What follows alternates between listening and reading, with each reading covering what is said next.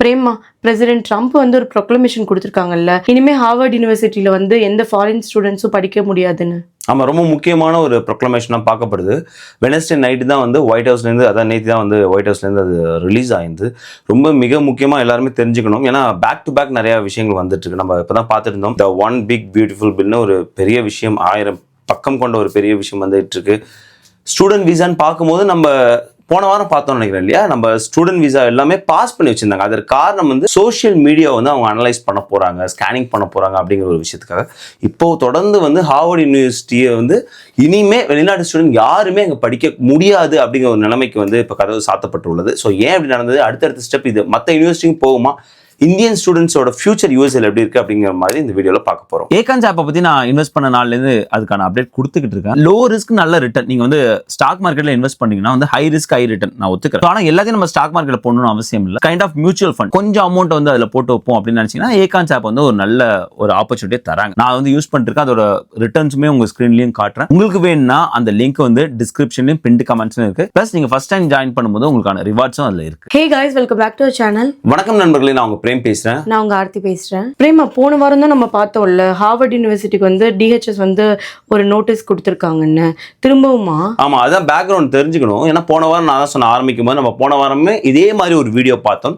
DHS என்ன பண்ணாங்க, Harvard யூனிவர்சிட்டிக்கு அளிக்கப்பட்ட எஸ்இவிபி ஸ்டூடெண்ட் எக்ஸ்சேஞ்ச் அண்ட் விசிட்டர் ப்ரோக்ராமை தூக்குனாங்க. அந்த ப்ரோக்ராம் இருந்தால் தான் மக்களை வந்து சில விசால உள்ள கொண்டு வர முடியும். மிக முக்கியமா ஸ்டூடெண்ட் அண்ட் ஸ்காலர்ஸ், எஃப் விசாவா இருக்கலாம், ஜே விசாவா இருக்கலாம், எம் விசாவா இருக்கலாம், உள்ள கொண்டு வர முடியும். ஸோ அந்த ஒரு அதிகாரத்தை தூக்குன பிறகு ஹார்வர்ட் யூனிவர்சிட்டியில புது நபர்களை உள்ள கொண்டு வர முடியாது. அந்த அதிகாரத்தை தூக்கும்போது சொல்லியிருந்தாங்க, ஏற்கனவே அங்க இருக்கிறவங்களும் நீங்க வேற யூனிவர்சிட்டியை பார்த்துக்குங்கப்பா அப்படின்னு சொல்லியிருந்தாங்க. ஆனா உடனே ஹார்வர்ட் யூனிவர்சிட்டி என்ன பண்ணாங்கன்னா, கோர்ட்டை வந்து நாடினாங்க. ஃபெடரல் ஜட்ஜ், பாஸ்டனோட ஃபெடரல் ஜட்ஜ் வந்து அதுக்கு ஒரு டெம்பரவரியான ஒரு பிளாக் போட்டிருந்தாங்க. ஸோ இது நடந்து முடிஞ்சிச்சு. ஸோ டிஹெச்எஸ் போட்டாங்க, அதுக்கு ஒரு பிளாக் வாங்கியாச்சு. இப்போ அடுத்த ஸ்டெப்பா வந்து கவர்மெண்ட் சைட்ல என்ன பண்ணாங்கன்னா, இது ஒரு ப்ரொக்ளமேஷனாவே ஒயிட் ஹவுஸ்ல இருந்து பிரசிடென்ட் ட்ரம்ப் அவர்கள் சைன் பண்ணி ஒரு ப்ரொக்ளமேஷனாவே இப்போ வந்திருக்கு. எதனால இப்படி பண்றாங்க? ஆமா, அது முக்கியமா தெரிஞ்சுக்கணும் ஏன் இது பண்றாங்க அப்படிங்கும்போது. ரொம்ப நாளாவே வந்து கவர்மெண்ட்டுக்கும் ஹார்வர்டுக்கும், ரொம்ப நாள் சொல்ல முடியாது, இந்த புது கவர்மெண்ட் வந்ததுலேருந்தே ஒரு இழுபறி வந்துட்டு தான் இருக்கு. முதல்ல வந்து டிஇஐயை வந்து தூக்கணும்னு சொன்னாங்க இல்லையா, நீங்க டைவர்சிட்டி அண்ட் ஈக்விட்டி இன்க்ளூஷன் அப்படிங்கிற ஒரு ப்ரோக்ராம் வந்து எல்லா யூனிவர்சிட்டியும் தூக்கணுங்கும் போது ஹார்வர்டு வந்து அதுக்கு வேற விதமா வந்து செயல்பட்டாங்க. அது ஒரு விஷயம் இருந்தது. மிக முக்கியமா வந்து இந்த இஸ்ரேல் பாலஸ்தீன போர்ல யூனிவர்சிட்டிக்குள்ள நடந்த அந்த கலவரங்கள் இல்ல போராட்டங்கள் வந்து ஹார்வர்ட் யூனிவர்சிட்டி சரியா கையாளல அப்படிங்கிற ஒரு குற்றச்சாட்டு இருந்தது.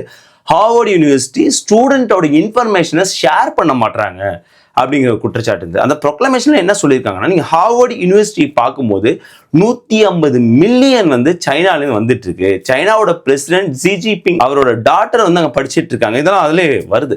ஸோ சைனாக்கும் இவங்களுக்கு என்ன லிங்க் அந்த மாதிரி கேட்குறாங்க. வந்து நீங்க நிறைய சைனர்கள் வந்து இங்கே உளவு பார்க்க வராங்க, நிறைய கம்யூனிஸ்ட் பார்ட்டில இருந்துட்டு இங்கே படிக்க வரோங்கிற போர்வையில உளவு பார்க்க, இந்த மாதிரி நிறைய விஷயங்கள். ஸோ கவர்மெண்ட் என்ன ட்ரை பண்றாங்கன்னா, அந்த ஒரு டிரான்ஸ்பரன்சி இருக்கணும் ஸ்டூடெண்ட் பத்தி அப்படின்னு நினைக்கிறாங்க. ஹார்வர்ட் யூனிவர்சிட்டி என்ன ட்ரை பண்றாங்கன்னா, ஸ்டூடெண்ட்ஸ்க்கான ரைட் அண்ட் ப்ரொடெக்ஷன் இருக்கு, அதை நாங்கள் விட்டு தர மாட்டோம் அப்படின்னு ஒரு இழுபறியா இருந்துருந்து. ஸோ இதுதான் அடுத்த ஸ்டெப்புக்கு போய் ஒரு ப்ரொக்ளமேஷன் போட்டு இனிமே புது ஸ்டூடெண்ட் யாருமே இங்க வந்து ஹார்வர்ட் யூனிவர்சிட்டியில படிக்க முடியாதுன்னு ஒரு ப்ரொக்ளமேஷன் வந்திருக்கு. ஆல்ரெடி அங்க படிச்சுட்டு இருக்கவங்களுக்கு அது ரொம்ப முக்கியமான கேள்வி. இது வந்து புது ஸ்டூடெண்ட் தான் போட்டிருக்காங்க என்பதனால ஆல்ரெடி படிச்சுட்டு இருக்கவங்களுக்கு எந்த பிரச்சனையும் இல்லைன்னு தான் நான் வந்து புரிஞ்சுக்கிறேன். சப்போஸ் வந்து அது என்னோட புரிதல் தவறாக இருந்தா நான் வந்து கீழே வந்து கொடுக்குறேன். ஏன்னா வந்து முதல்ல டிசிஎஸ் சொல்லும்போது அங்கே உள்ள படிக்கிறவங்க வேற ஒரு யூனிவர்சிட்டியை பார்த்துங்கப்பான்னு சொன்னாங்க. ஆனால் இப்போ அந்த மாதிரியான ஒரு ப்ரொக்ளமேஷன் அப்படி வரல. ஸோ என்னோட புரிதல் தப்பாக இருந்தால் நான் வந்து குறிப்பிடுறேன். ஏன்னா இன்னும் நிறைய அங்கே இந்தியர்கள் படிச்சுட்டு இருக்காங்க. சீனர்கள் விட இந்தியர்கள் நிறைய படிச்சுட்டு இருக்காங்க. நீ வந்து ஃபாரின் ஸ்டூடெண்ட் யூஎஸ்ஏலன்னு பார்க்கும்போது சீனாவை எப்பயோ வந்து இவங்க முந்திட்டு போயிட்டாங்க. இந்தியா அதற்கு மிக முக்கியமான காரணம் எல்லாருக்குமே தெரியும். ஆந்திரா அண்ட் தெலுங்கானா மக்கள் அங்கே நிறைய பேர் இங்கே படிக்க வர்றதுனால தான். என்னோட தம்பி வந்து ஹைதராபாத்தில் வேலை பார்க்குறான். அவன் சொன்ன ஒரு விஷயம் தான், அங்கே வந்து படிக்கும் போதே வந்து என்ன சொல்லுவாங்கன்னா, வந்து நமக்கு இங்கே 2 ஸ்டேட் தான் இருக்குது, ஆந்திரா தெலுங்கானா, ஆனால் யூஎஸ்ஏல 50 ஸ்டேட் இருக்குது, போய் படிக்க அப்படின்னு சொல்லுவாங்க. நான் சொல்லியிருந்தேன். ஏன்னா அந்த ஒரு குறிக்கோளோட, நான் சும்மா ஒரு விளையாட்டு சொன்னேன், அந்த ஒரு குறிக்கோளோட தான் அவங்க வருவாங்க. அவங்க வந்து 12th இப்பெல்லாம் வந்து சாட் முடிச்சுட்டு நம்ம வந்து யூஎஸ்ஏ போகணும் அப்படின்னு, இல்லை அதுக்கப்புறம் வந்து ஜிஆர்இ டோஃபல் எழுதி யூஎஸ்ஏ போகணும் அப்படிங்கிற குறிக்கோளோட தான் வர்றதுனால நிறைய ஃபாரின் ஸ்டூடெண்ட் படிக்கிறாங்க. ஹார்வர்ட்லேயும் இந்தியர்கள் அதிகமாக இருக்காங்க. இருக்கிறவங்களுக்கு ஒரு பிரச்சனை இல்லைன்னு தான் நான் நினைக்கிறேன். பார்ப்போம். பிரேமா, இதுக்கு தடை வாங்குவாங்களா? கண்டிப்பாக. ஏன்னா இது வந்து ஒரு ஈகோ இஷ்யூ மாதிரி வந்து போயிட்டு, நீயா நானா அப்படின்னு தான் வந்து போயிட்டு இருக்கு. ஏன்னா ஹார்வர்டு வந்து நான் முன்னாடியே போன வீடியோவில் சொன்னேன், ஹார்வர்டு வந்து யுனைடெட் ஸ்டேட்ஸ் ஆஃப் அமெரிக்காவை விட பழமையான ஒரு institution. United States of America உருவாகிறதுக்கு முன்னாடியே வந்து ஹார்வர்டு உருவாயிருக்கு. பிரிட்டிஷ் காலனியல் ஏராலே உருவாயிடுச்சு. 8 பிரசிடென்ட் வந்து ஹார்வர்ட்லேருந்து வந்திருக்காங்க. ஸோ இந்த கவர்மெண்ட் வந்து அவங்களுக்கும் இவங்களுக்கும் ஒத்து போகாதனால வந்து இதை விட மாட்டாங்க. இது அடுத்த ஸ்டெப்புக்கு அவங்க வந்து லீகலாக வந்து நகர்த்துவாங்க. ஏன்னா ஹார்வர்ட் மேலே நிறைய டாக்ஸ் எக்ஸம்ப்ட் வந்து தூக்குவோம். ஹார்வர்டுக்கான ஃபண்டு நிறுத்தினாங்க இல்லையா? இந்த மாதிரி நிறைய விஷயங்கள் வந்து பேக் டு பேக் வந்து ஹார்வர்ட் மேலே உங்களுக்கு போயிட்டு இருக்கிறதுனால இது இதோட நிக்காது. கண்டிப்பா வந்து அடுத்த ஸ்டெப்புக்கு போகும். எப்படி இருந்தாலும் இப்பெல்லாம் நியூ விசாஸ் கொடுக்கறது இல்ல. ஆமா, இப்ப டெம்பரரியா பாஸ் பண்ணிருக்காங்க. அது ரொம்ப முக்கியமா. லாஸ்ட் வீக் அந்த வீடியோ பார்த்தோம். வீடியோவோட இன்ட்ரோடக்ஷன்ல சொன்ன மாதிரி அதற்கு காரணம் வந்து சோசியல் மீடியாவை ஸ்கிரீன் பண்ணும். அது இதோட தான் லிங்க் ஆகுது. இவங்க சொல்றது அதான, கம்யூனிஸ்ட் பார்ட்டியில உறுப்பினராக உள்ள நிறைய பேர் இங்க படிக்க வராங்க, அவங்க எல்லாம் உளவு பார்க்க வராங்க. ஸோ இதனால தான் அவங்க சோசியல் மீடியா ஸ்கிரீன் பண்ணும். அவங்க வந்து சப்போஸ் அவங்களுக்கு ஏதாவது லிங்க் இருக்கா, இல்லை வந்து இஸ்ரேல் பாலஸ்தீன போரில் அவங்க எப்படி வந்து அவங்களோட நிலைப்பாடு என்ன, அமெரிக்காவுக்கு எதிரான நிலைப்பாடை கொண்டவர்கள் இங்கே வர வேணாம். ஏன்னா அவங்க திரும்ப திரும்ப சொல்லிட்டு இருக்கிறது, இங்க வந்து படிக்கிறதுங்கிறது உங்களோட ப்ரிவிலேஜ் தான் தவிர அது ஒரு ரைட் கிடையாது. அது நீங்க அப்படி எடுத்துக்கூடாது. இந்த நாட்டோட சட்டத்திட்டத்துக்கு உகந்ததா இல்லைன்னா நீங்க இங்க படிக்க வராதீங்கன்னு ஸ்டேட்டாவே வந்து சொல்லிடுறாங்க.